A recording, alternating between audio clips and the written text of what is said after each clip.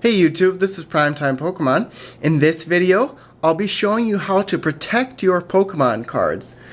So in this video, I'll be showing you how to protect single cards, the best way to store them, and then all the different ways that you can store your Pokemon cards and what I think are the best ways to keep your Pokemon cards in mint condition.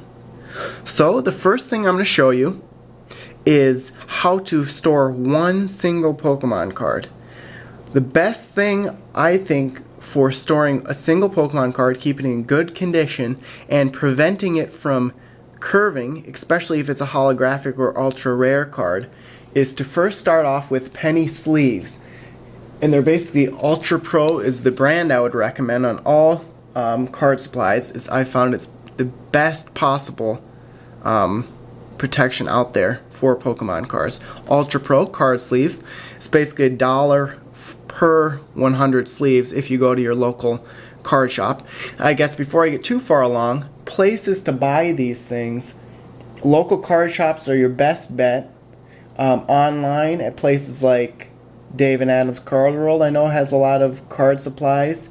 The Card Kid at one time had a bunch of card supplies. eBay's cheap, Amazon, and then stores like Walmart, Target, they have some card supplies. So for each thing that I show, I'll explain where I got it from. So start off with penny sleeves is important. Penny sleeve looks just like this. It's basically a card sleeve, pretty thin. You can just put the card in here. I would put it in here like this, just the way like this. You can slide it right in there. So it's like this. It's actually not bad protection just to have your cards like this. And actually, there are sleeves like this that have colored backs. I've opened a lot of those in free card videos that I've gotten, and those are more for having your cards in a deck and playing with those cards. Those sleeves are a little more sturdy, so they can take the manhandling and playing of a game, and then you can put those cards in a deck box as well. But this video is mostly for how to store your Pokemon cards if you're a collector. So first thing, a penny sleeve.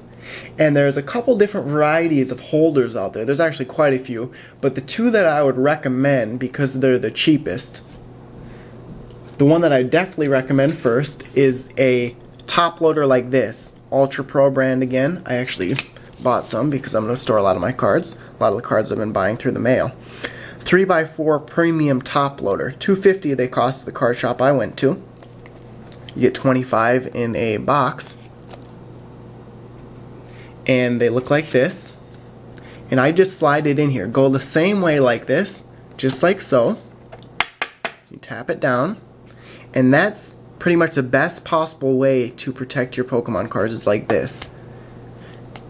And if you want to be even better about protecting it, I know my youngest brother, he collects a lot of autographs, and he does this on everything he collects, is you can put it in a team bag, just like so.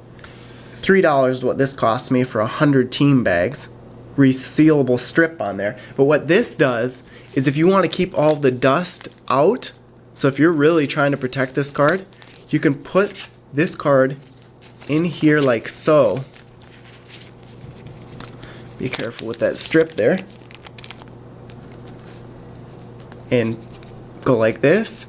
And that would be the best possible way to store a single card you really want to protect and keep in mint condition.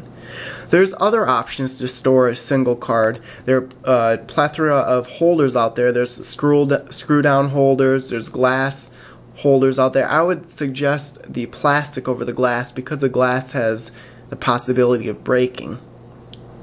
And I've always had good luck with these holders. I've been collecting Pokemon cards and cards in general for almost 20 years now, so I've been collecting since I was definitely 3, 4, 5 years old. I was collecting sports cards when I was younger. So definitely this is the best possible way to store one single Pokemon card. I have just a couple other things to show you for single Pokemon cards. These are a lot cheaper, and they're Ultra Pro holders like this. They're real flimsy. They come in boxes of 200. They cost right around $18, but they're the Ultra Pro rigid holder, I believe they're called. Just like so. And they're real flimsy like this, but they can still store cards quite well.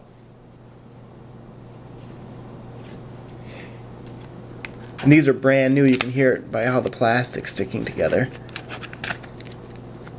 Like so. So if you have a lot of cards you want to protect, these are a little cheaper. They don't cost as much as the top loaders, but they do well in protecting, and they'll prevent curving of the cards. But I would definitely recommend the thicker top loaders over these. And if you go to the store, there's the premium top loader, and then there's a regular top loader. The regular top loader will be about 50 cents cheaper. And the difference between premium and regular is a little thinner plastic. So it's more like this type of plastic. So it's basically in between these two. It's not as solid as the one on my left, but it's not as flimsy as the one on my right. So that's how to protect individual Pokemon cards. Couple other options for smaller amounts of cards is there are plastic cases out there. I went to my local card shop and bought all the different varieties here. They have 50, 35, 25, 15, and 10. And you can just set a Pokemon card in there like this. They open up. And there's different varieties. They have these closing like that, or they have ones that just set down on top of each other. You can put cards in it that way. One thing you might want to watch out for there is the cards do move around a little bit if you put the cards in there. Let me grab a couple of cards quick and I can show you. Just show you what I'm talking about. Especially if you don't fill them up all the way. And they have the tendency to break sometimes if you get these ones. You just have to be a little careful. So I'll put some of these Boundaries Cross Pokemon cards in there. And I don't have them full, but you can just hear that they're moving around a little bit. So if you don't have this full, I sometimes just put paper towels or something in there so it doesn't move around. But if it's just sitting there to protect the cards, it's fine. Not all the way full like that. So those store cards anywhere from about 10 to 50 cards. And those plastic cases cost about 30 to about 75 cents each. They're pretty cheap. And also you can just put the cards right in these team bags as well. If you have 10, 15 cards, you can just put them in there as well. So if you have a little more than 10 to 50 cards, they make a whole variety of these cardboard boxes. They're actually pretty cheap. And this box, as you can see, it costs 99 cents. I thought somewhere on here they used to say, but this is, I think, 500 maybe, 500 count box. And they make these in all kinds of boxes. They make big boxes that are basically rows like this, but go 5, 6, 7 out. And that's definitely a good way to store your Pokemon cards. If you take a look at here, I actually have a divider in there, but Pokemon cards here, and then sponges. They sell sponges type things where you can put in here to be a stopper so your cards don't go back and forth, that type of thing. But they make boxes that close like this, and then they make cardboard boxes that have a lid that goes down on the top. That's actually better for a lot of cards, and then you can put actually cards and top loaders in there, so you can store the cards right in there. I actually don't have any examples of those, but it's the same idea. Cardboard box, just like this, rows, and then box that goes down on the top. I actually suggest those if you have a lot of cards that you want to put in top loaders and you want to store those cards. I definitely buy one of those boxes and put those cards in there. Next up, another option for storing your Pokemon cards is sleeves. I mean, not sleeves, sheets. Now, a lot of people always ask where I get like this 3-ring binder. You can get 3-ring binders anywhere that sells school supplies. You don't need to get one dedicated to cards. This one is dedicated for cards. It's just a little thicker. That's all. It has some branding on it. It costs about $15 at Walmart, and it included 100 sheets as well. So each sheet holds about 9 cards, and a lot of people always comment in my videos that you should put cards back to back. I do not recommend putting cards back to back in sleeves, because when you put cards back to back, it scratches up the back sides of every card that you put a card to the back of. Some people also recommend putting the cards in penny sleeves and then putting them in here, but you don't have to force the sleeves into the sheets, but it's not the best to fit. It's made for just these cards like this to go directly in there. And Ultra Pro is a brand that I'd recommend as well. They sell other sheets out there as well, but Ultra Pro is definitely the highest quality. And you can get sheets at a card shop, Walmart sells them, that type of thing. And like I said, $15 for this book and about 100 sheets in it. Let's see, I'll go way to the back here, and these are the sheets that came with this binder, a little cheaper. If you can see it, it's real thin, but I would just put the card in just like so, like this, and then you can, card looks fine just like that.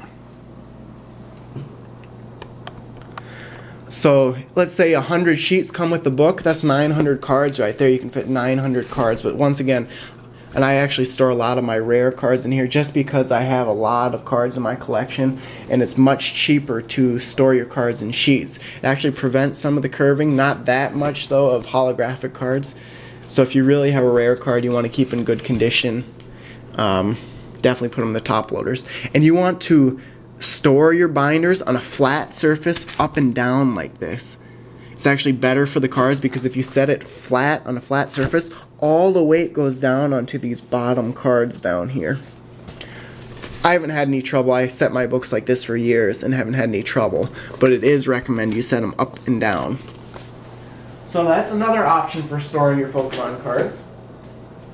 And before I get too far along, I did forget to mention, like these Palkia, any of the bigger box toppers that you have for Pokemon cards, they make top loaders in a variety of sizes and sleeves in a variety of sizes. You can get 8x10, you could probably get a 5x7 or a 6x8 to store this card in if you'd like to keep it in good condition. So I'll show you this here. This is what you see in a lot of my entire collection videos. This is a card storage case, Jammers it's called, and I found these at Walmart and ShopGo and Target. They come in 1100 and 2500 sizes, and they cost $4.99 and $5.99. And just a plastic case. You can open them up like this and you can put the cards right in there. And I just have the cards just setting in there like that. Keeps it well. You can shake it around a little bit and it keeps them very nice. A cheap way, a little heavier duty than the cardboard I was talking about. So I suggest doing that. And then the last thing that I'll show you here is probably the last thing that you want to do to store Pokemon cards, but it might be the only thing around. And this is just put your Pokemon cards in a shoebox.